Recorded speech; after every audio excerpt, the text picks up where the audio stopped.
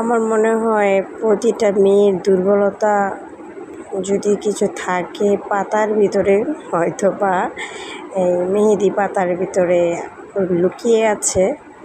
কারণ খুব কমই অপছন্দ করে, বেশিরভাগই মেয়েরা মেহেদি পাতা পছন্দ করে হাতে দিতে, চুলে দিতে।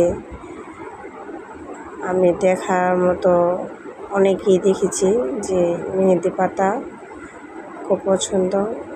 আমার পছন্দ তো অনেক, সেই জন্য আমি অনেক কষ্টে অনেক সাধনায় করে মেহেদি গাছ তৈরি করেছি। কিন্তু তৈরি করার চেষ্টা থাকতে হবে, চেষ্টা করার পরে অতটা কষ্ট হয় না। এই মেহেদি গাছ এতটা, এই তো এখানে লুপা কি সুন্দর হয়ে আছে। যাই হোক, মেহেদির কথা বলি। মেহেদি গাছে এতটা খাবার চায় না, এতটা যত্ন নিতে হয় না, যদি সুন্দর করে প্রথমে মাটিতে বসাতে পারি। একবার বসিয়ে দিলে খুব সুন্দরভাবে হয়।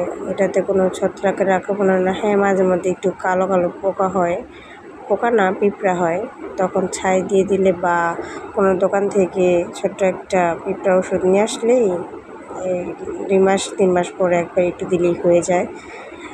আমি এভাবেই করি, তাছাড়া কোনো সমস্যা হয় না।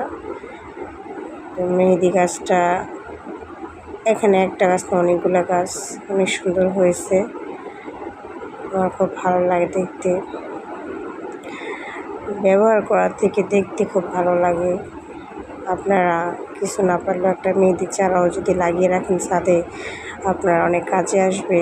হাতে দিতে পারবেন, মাথায় দিতে পারবেন। আর মেহেদি পাতাকে আমরা অন্যরকমভাবে একটা শ্রদ্ধা করি। যারা মুসলমান তারা জানে কেন আমরা মেহেদি পাতাটাকে এত শ্রদ্ধা করি, সম্মান করি। এই তো হয়ে গেল ভিডিও।